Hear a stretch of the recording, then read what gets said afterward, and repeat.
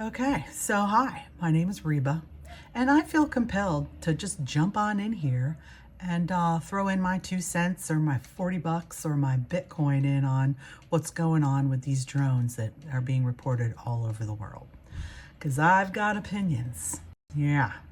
So anyway, when I was about 8 years old, I lived in a blended family, and we lived in a big, crazy old, run-down, big stone mansion on the Potomac River. And one night, all the kids on one side of that had rooms on one side of the house saw craft silently hover over the yard and cruise back over into the woods, right?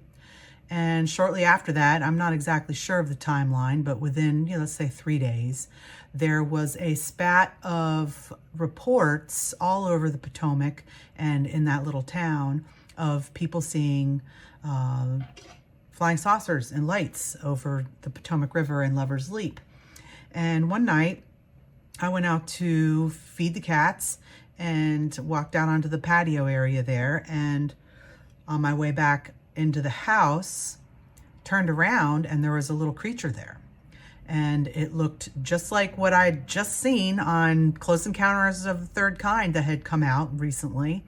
But it was a little, I knew it was a female. I knew she was afraid. She was standing over near a little mini fridge in the corner.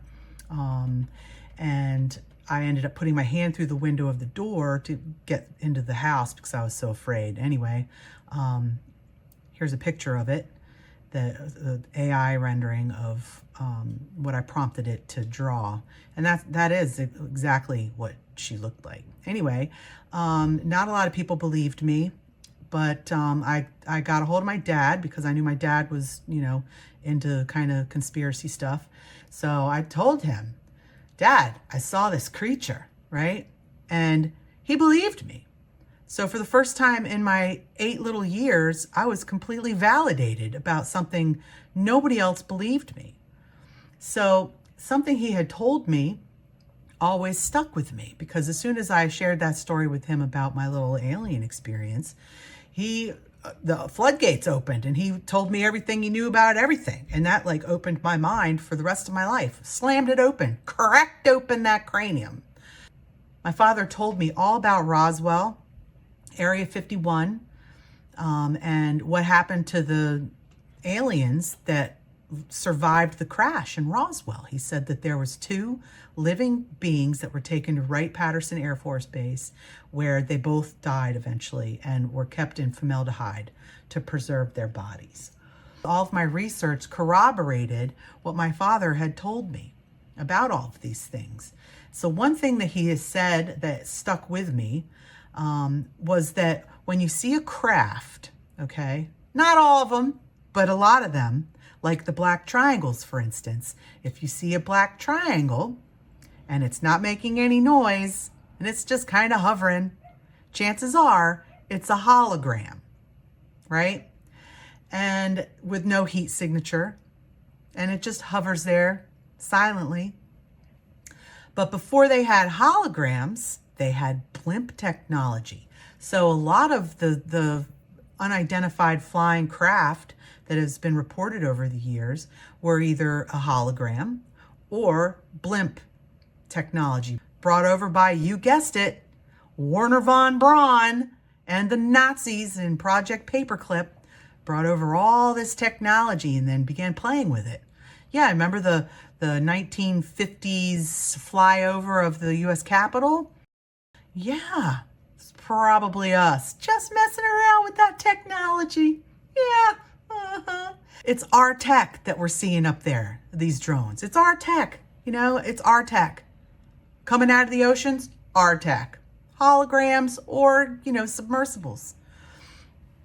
So I personally believe that 99% of everything that we see here and are, pushed to believe is all just a wag the dog production.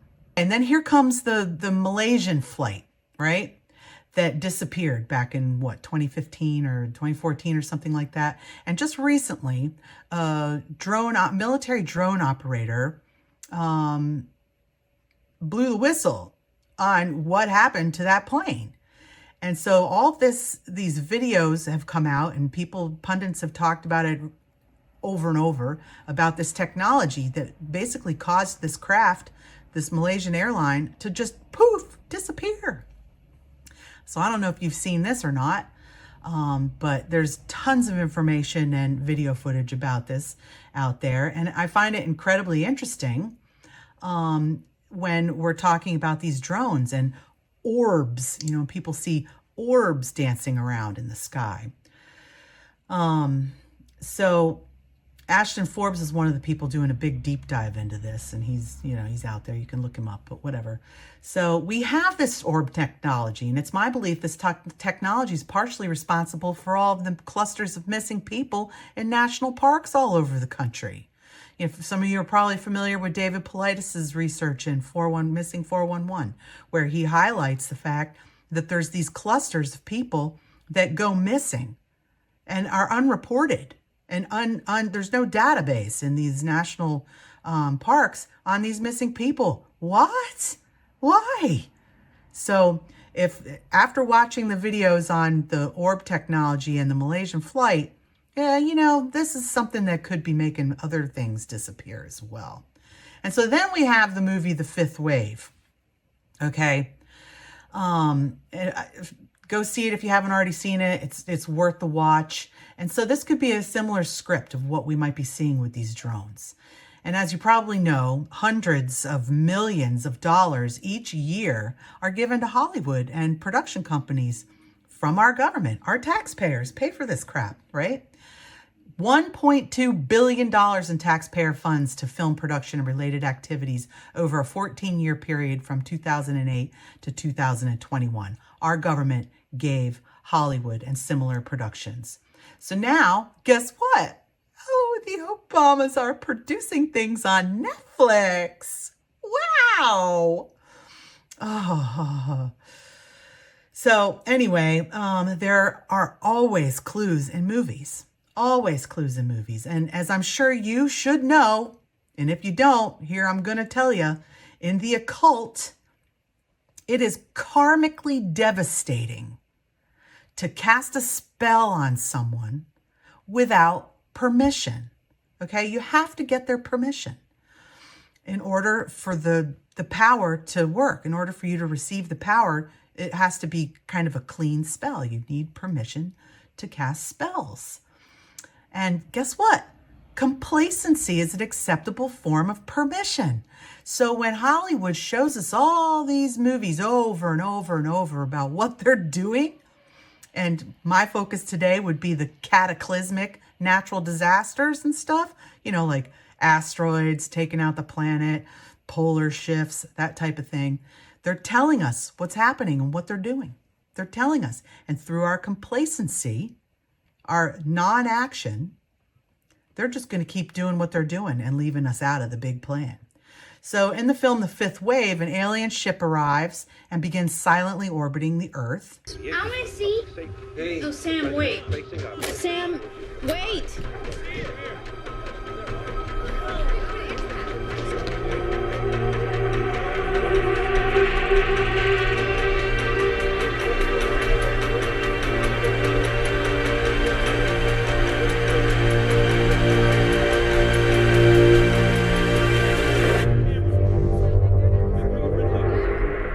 With no communication. People get used to it, and then the grid goes down, right? And then time passes, and people kind of get used to that too, right? And then a plague comes, and then earthquakes and tsunamis and all this other stuff comes. That's all being blamed on the others, right?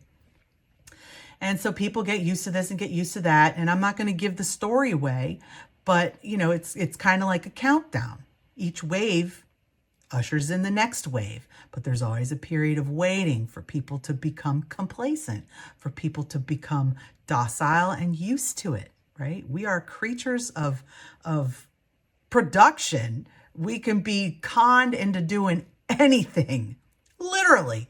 Just look at the Bell experiment, for instance.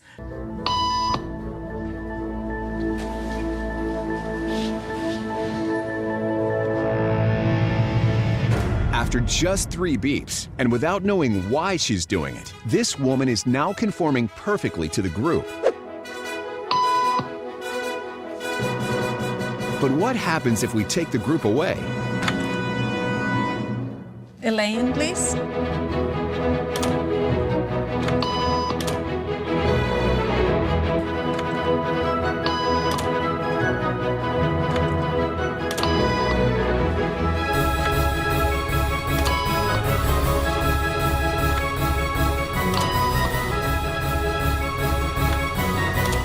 Okay, now she's alone. The crowd is gone and nobody is watching her, except our hidden cameras. What do you think she'll do?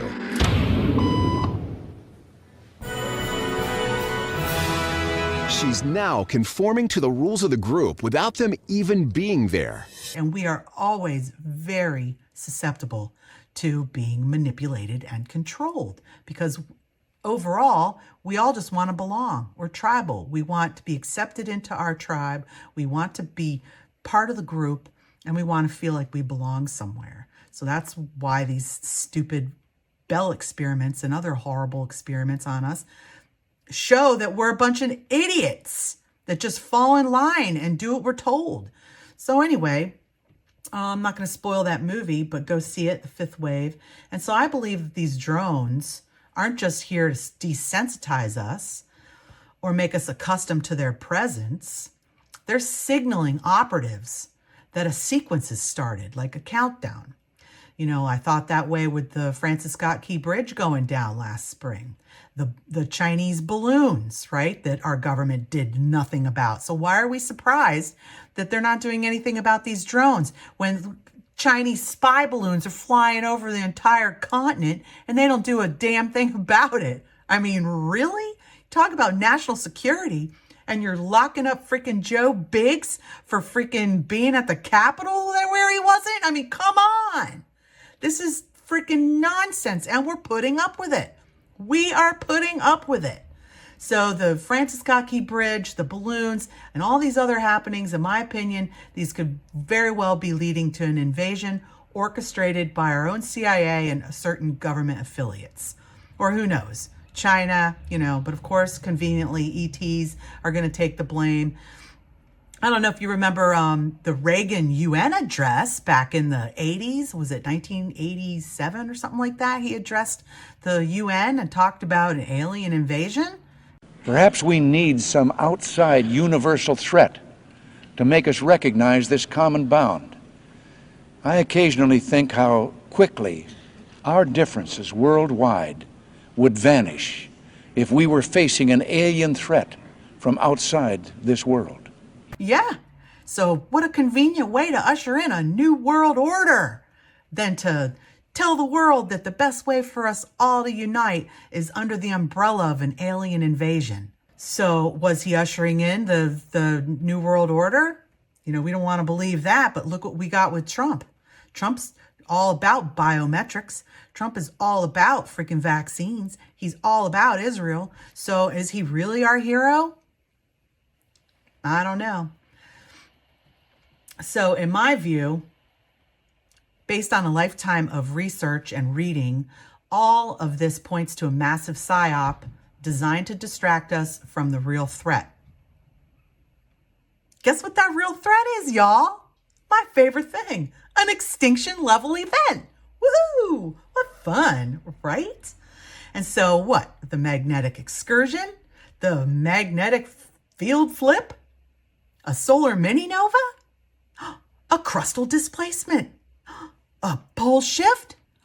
All of the above? Yeah, wouldn't that be exciting? Totally. So these are cyclical, catastrophic events, and they're imminent, right? Like we know from ice core samples, from sediment samples, from the geologic record that every 6,000 years, something like this happens. Yeah. And it usually starts with the slipping of the magnetosphere, which is happening right now. All the cool kids are talking about it. So this is very exciting. And you know what they always say to me, my mom always says this, well, it's nothing I could do about it, so why worry about it? It's nothing I could do, so why worry about it? I'm not worried about it. I'm fascinated by it. And if I'm lucky enough to be on this planet when the next cycle ends and starts again, then you know what? I can't think of a greater adventure. That's optimism right there. Yay me. Yeah. So anyway, these cyclical catastrophic events are imminent and roll in a sequence. I believe I'm going to see it in my lifetime, and I'm on the bandwagon with Ben Davidson, although he's a salty dog. Don't go on his podcast asking stupid questions because he will let you have it. And I know how to deal with people like that. And because I'm like that. Don't ask stupid questions. Go do your dang research before you ask stupid questions. So mean. So anyway, Ben Davidson has produced some pretty amazing videos documenting this cataclysmic cycle. And I would encourage you to go watch his channel, Silent Observers with a 0 on YouTube. And so just like the movie 2012, the elites, they're not going to warn us of this impending event. They're too busy building bunkers, arks, and off-world sanctuaries. Yeah, it's all true. And so here's a fun fact. $11 trillion are missing from HUD. Housing of Urban Development is missing $11 trillion. I mean, that's old news. So what are they doing with all that money? Oh, they building bunkers and they building highways underground, and they're making sure that they're all going to be safe. And maybe at the last minute, they'll bring some of us in there with them. Although I don't think I'd want to do that, because you talk about creepy, tyrannical shit. Like nothing's creepier and more tyrannical opportunities happening in deep underground military bunkers. I think I'd rather float and bloat on the surface. So anyway, they've been hiding the lie and lying about evidence that clearly points to these 6,000-year cycles forever, since the recorded history. Okay, do you ever wonder why they wage all these wars where there just happens to be a plethora of ancient artifacts? Like, why are all the wars waged over in Israel and in Iraq, Syria, Lebanon, Egypt? Why? So they wage wars wherever artifacts surface that they can't control. And they run interference with their bread and circus showmen. Yes, they're bread and circus showmen like Donald Trump, like Elon Musk, like Joe Rogan, like Alex Jones, and all the other little fun talking heads that they think are going to be our heroes. No, these are not our heroes. They are running interference. So then they hijack prophecies and modern day projections, using them as scripts to muddy the waters and to lead the masses astray. Right? So it's all about securing their families' legacies and ensuring their seats on survival arcs, be they DUMBs, deep underground military bunkers, ocean vessels, luxury bunkers, or off-world stations, low Earth orbit stations, the whatever. So in the end, I think, and here's where I get really gloomy. I'm sorry. So have you heard about the ascension, where people, we're all going to ascend, and, Christians call it the rapture and all sorts of stuff. I honestly think that that's just a sanitized term for all of us just dying together in a huge cataclysmic event, right? And those who survive it get to live in the mud and deal with the demons that come out of their holes, right? And want to experiment on everybody. So how are they getting away with all this, you wonder? How are they getting away with all this? You look around and you see people all around you who are just acting crazy and doing crazy things.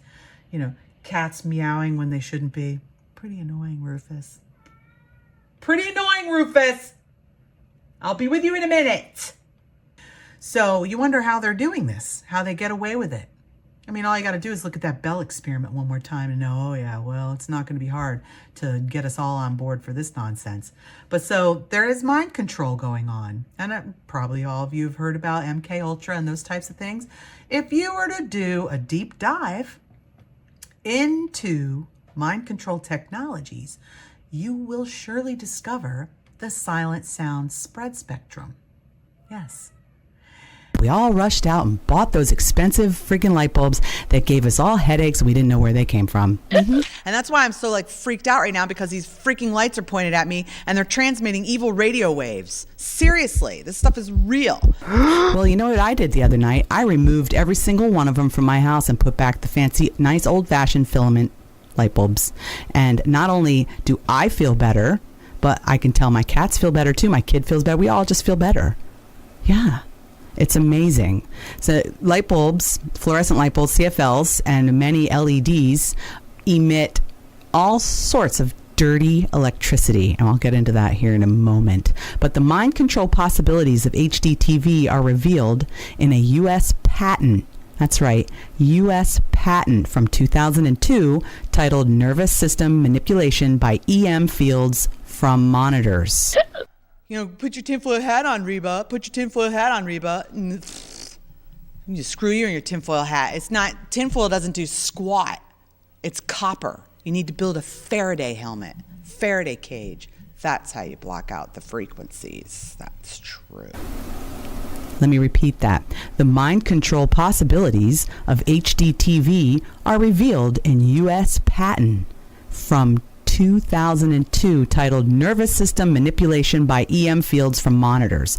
So before you start saying, oh, Reba, I believe in all this cockapoo, I can't believe this crap, oh my God, why don't you just put on a tinfoil hat, blah, blah, blah. Before you go saying that, go do your research. I did.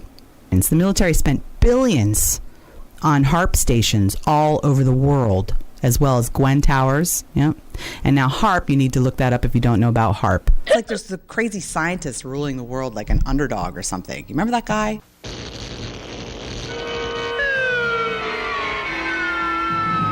We know that on a bright summer day, it would never snow. Oh, no? Snow in the summer? What could it mean? The answer lay in the diabolical laboratory of Simon Bar Sinister. It works. My snow gun works. So the silent sound spread spectrum, aka S Squad, perhaps you know more about it than I do, but Nikola Tesla basically discovered it. He said he discovered it because it's a simple organic technology based in resonance and vibrations. Of course, they add their tech to it and they do all these other things with it, but Tesla buried his discovery so it wouldn't be used for nefarious purposes. Oh, but wait, just wait a second, here it comes. 2 days after Tesla was dead, guess who visited him, his body, and all of his stuff in his hotel room at Hotel New Yorker? John Trump. That's right. Donald Trump's MIT professor uncle was given the go-ahead to go in and look through all of Tesla's stuff to see if there was anything that threatened national security. And wouldn't you know it, 80 of his big trunks became missing and have never been seen since. Isn't that interesting? Very interesting. So this silent sound spread spectrum, in my opinion, is probably the single most horrifying technology that they're using on us every single day. It is why they've rolled out 5G. It's why there's satellites. Elon Musk put all the Starlink satellites up there. We are completely bathed in frequencies that they can control with a little mousy poo on a computer screen. Yeah, it's pretty fascinating. This frequency comes through TVs, any monitor, any HD monitor, all LEDs, fluorescent lights, your phone, comes through everywhere and slowly just satiates you into oblivion. Yeah, you don't even know it. Sometimes it can put voices in your head. It can tell you to do stuff that you would normally not do. There's in 2010, there were 6 attacks. And this was right around the time where I was doing all this research on S Squad and the silent sound spread spectrum, where, and HARP was huge in the news. All the conspiracy theories were talking about HARP and this and that, blah, blah, blah. And so in the same longitude, in China, within 6-week period, 6 very similar attacks took place. And they were all the same profile man. They were all divorcees or single men in their 50s who had a criminal history of mental problems, history of mental problems, and each one of them, all separate from each other, but in the same longitude on Earth in China, all went into elementary schools and either hacked people up with a hatchet, machete, or stabbed people with knives. One guy took a hammer to children and teachers. Lots of people were killed. But the same profile man did the same thing within 6-week period of time. And what this technology they can literally hook up a Chinese prisoner, right, to their little brain helmet and tell him to think about murdering children with a machete. And then they copy and paste his little brainwave frequency, right? Just copy and paste it and put it right into their little thingy-majiggy that broadcasts it out and beams it out. And anybody who vibrates in the relatively same frequency of that individual, 55-year-old criminally minded, mentally ill, violent individual, triggers them. They go out and do it. Pretty scary, right? And so they're doing that. They're doing that to all of us. Have you seen the movie Cell? You need to go see the movie Cell or whatever. Not only can they implant voices in your head, but they can manipulate your actions. So the same tech can make your ears bleed from a satellite or give you a heart attack with a laser. Andrew Breitbart much? This is also the same technology that Dr. Royal Raymond Rife discovered and was blackballed for, that cures cancer. It's all about resonance and frequency. So what Rife discovered was that if for instance, if you take a tapeworm, okay, you can measure this tapeworm's personal signature frequency. Ew, but he did it. And then he discovered that if you double that frequency and hit that organic matter with its same frequency doubled, it oscillates to death. It liquefies. This is called liquefaction, that any basic geology class is going to teach you about liquefaction. It happens. I've always felt that we as humans give ourselves way too much credit. We are just not as clever as we think we are. We are incredibly creative and destructive. Like, we are a duality of force, but we're not that clever. We're busy and totally infected by Wetiko. And if you don't know what Wetiko is or what the archons are, then you should definitely look that up because it'll blow your mind. We're all struggling in this meat suit to be truly who we are. And the only way we're going to be able to do that is by shining light on the truth and understanding what we're facing, right? Because the new world, in my opinion, is the world that emerges after a cataclysm. Or the new world is when people realize the amount of deception that we've been, bamboozled with, that people will actually come together and we'll begin to see a new world. So let's go ahead and end this with one of my favorite authors, Eckhart Tolle. One of the quotes from his book, The New Earth, The New Human. If the history of humanity were the clinical case history of a single human being, the diagnosis would have to be chronic paranoid delusions, a pathological propensity to commit murder and acts of extreme violence and cruelty against his perceived enemies, his own unconsciousness projected outward, criminally insane with a few brief lucid intervals.